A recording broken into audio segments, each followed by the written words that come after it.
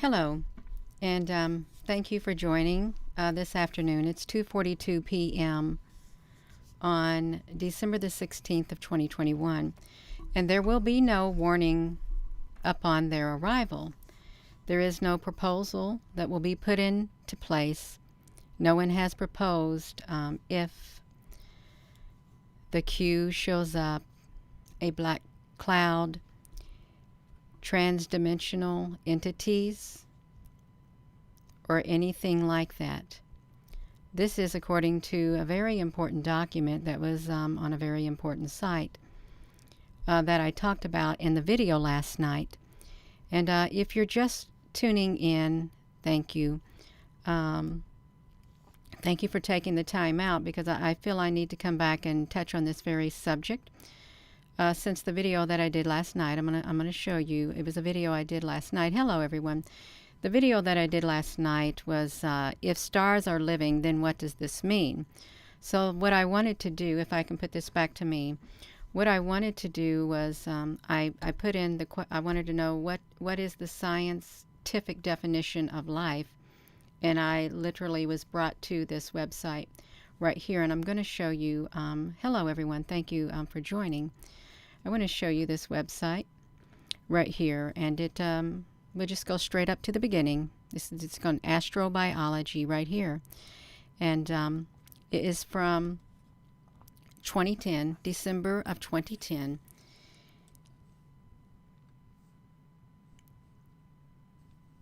Give me one moment here.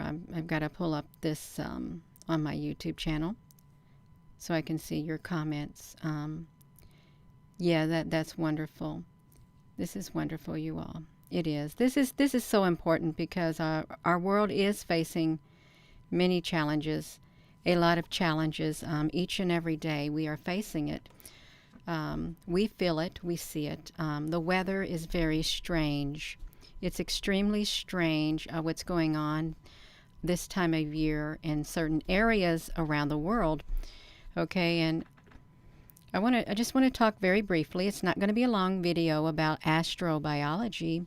When I was looking up what is the definition, scientific definition of life, so they pulled NASA into the NASA definition of life, a theory of life.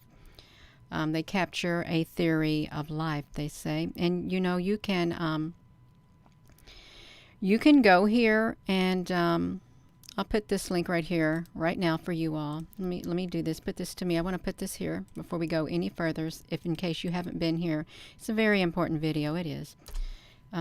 Just like that, we put that link there for you, and we're going to come back over here. And so NASA had a theory. The value of a theory associated with a definition is illustrated by examples of life that are conceivable but are excluded by the definition, and where the exclusion is justified by a constructive belief that such life forms are not possible. Many of these can be extracted from popular culture. So they were talking about Star Trek as an example, and it really took me by surprise. It took me by surprise to hear them referring to Star Trek and these characters that's supposed to not exist. So the Star Trek Next Generation has encountered conceptual aliens that do not fit into the NASA definition, and the nanites that infected the computer of the Next Generation Enterprise in the episode 50, Evolution, are informational or perhaps electromechanical. And then they have the crystalline entity of episode 18, the home soil, appears to be a chemical but not obviously Darwinian, and it seems to have no children. And then the Calamarian episode 51, Deja Q, is made of pure energy and no chemicals. And then we have the sentient being known as Q, episode 1, Encounter at Far Point, and others, appears to be neither matter nor energy, just flitting instead in and out of the continuum without the apparent need of either. So let me put this back to me really fast. So all of this sounds really strange, and I really wanted to know what the scientific definition was for life, because the stars are living, and the stars do have a time span of around 1 million to 2 million years, some 1 billion to maybe 1 trillion years old. So they're living, and they move. They move. And I think that they're more than hydrogen or helium or gases. I really do. I think that they are living beings. So much more. And let's get back to this, you all, because I wanna touch on this in case, because that was a long video I did last night. It really was a long video, and I wouldn't want to sit and watch it. I'd want to get straight to the point. So this is what got me. They say the fictional characters of life appear to defy the NASA definition.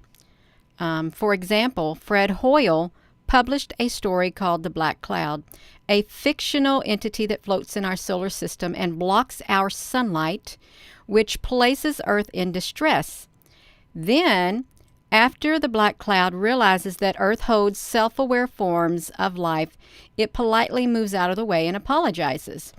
Okay, now look at this.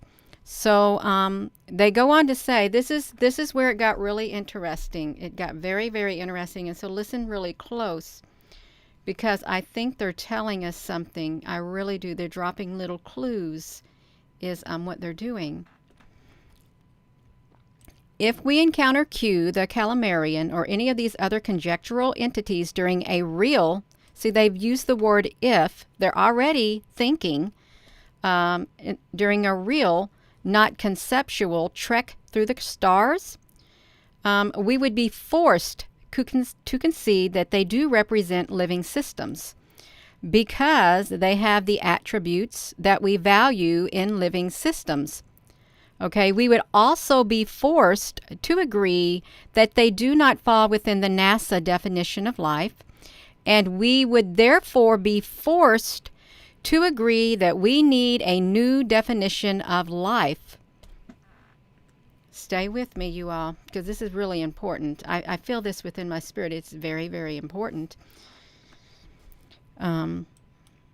If a black cloud were to float into our solar system and begin to apologize to us, we would certainly reject any definition that does not include it as a life. So they're telling you that if this black cloud, if a dark cloud or a black cloud floats into our solar system, they will reject any definition that says that this is not a life form. They're going to flat out reject it. Flat out reject it. Especially if we want to encourage particularly polite life forms. So you can see this: life, the universe, and the scientific method. Look at this. This really gets interesting. We do not now change our definition of life so as to accommodate Q. You see what they did? They used the word now. We don't now. You know why they did that? Because there is a slight chance that there will be a time in the future when they will change their definition of life to accommodate certain things that we just leave it at that. We'll leave it at that, you all. We will. So as to accommodate Q, the black cloud, or other examples of weird life from Hollywood, because we do not constructively believe this kind of life is impossible. They had to italicized it. They don't believe it's possible. But, so look at this. So with respect of Q, this is what I really want to speak about right here.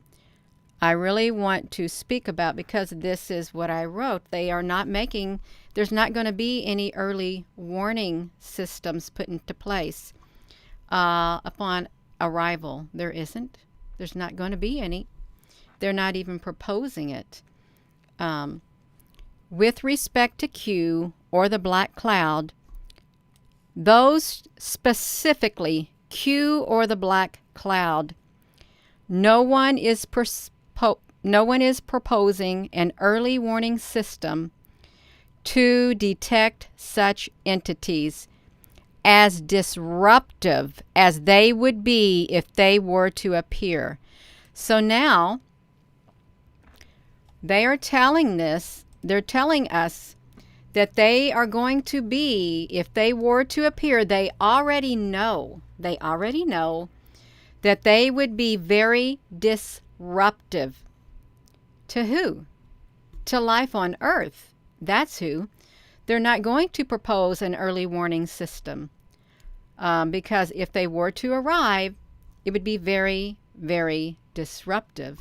This is an article written by a professional, and it's posted on a very important website. Okay, this should literally set off alarm bells. NASA, Star Trek, fictional characters, Hollywood fictional characters.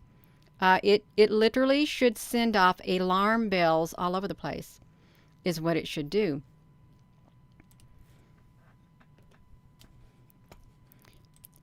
We do not devote resources to protect ourselves from transdimensional beings or black clouds because we constructively do not believe that they can exist. Somebody believes that they can exist. By denying it does not make it not exist. Okay, by denying it, just because some don't believe that certain things or certain entities can exist does not make it non-existent. So they're very careful how this was written. Very, very careful. Transdimensional beings or black clouds. So then they go on to talk about a group of beings who have achieved perfect immortality may no longer need to reproduce, and may therefore lose their ability to reproduce. If you're just seeing this. So these, according to our definition theory, have lost their status as a living system. Oh my gosh, this just literally hit me like a ton of bricks. This hit me like a ton of bricks.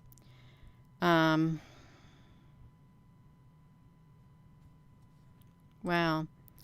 We do not now change our definition of life to include such beings because we do not constructively believe that perfect immortality is possible.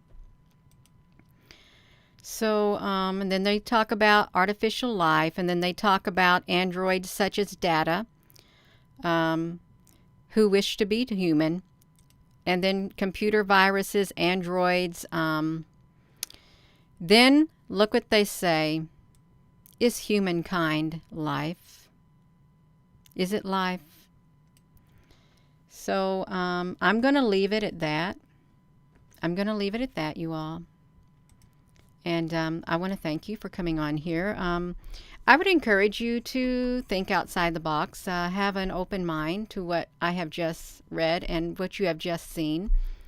And go check out that link yourself because it's very, very informative and it's very interesting how they brought all this out. It is. So with that being said, thank you, moderators, and thank every single one of you, I do, for being on here and watching this. And I just wanted to speak about it because it was literally shoved in the middle of my video about are the stars living, which they are. And I just wanted to know what was the scientific definition of life. And when I did my search, boom, that resource popped up. So I clicked into that resource. That's how that happened. Never knew it even existed. I didn't. So with that being said, thank you for coming to this channel. If you're new, thank you so much. Yeah, it's been a very fast 3.5 years.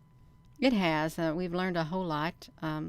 I've learned a lot. I've grown a lot. And so has everyone else on here who's been on here with me through this journey and their own journey. We're not done growing yet. Our time's not up.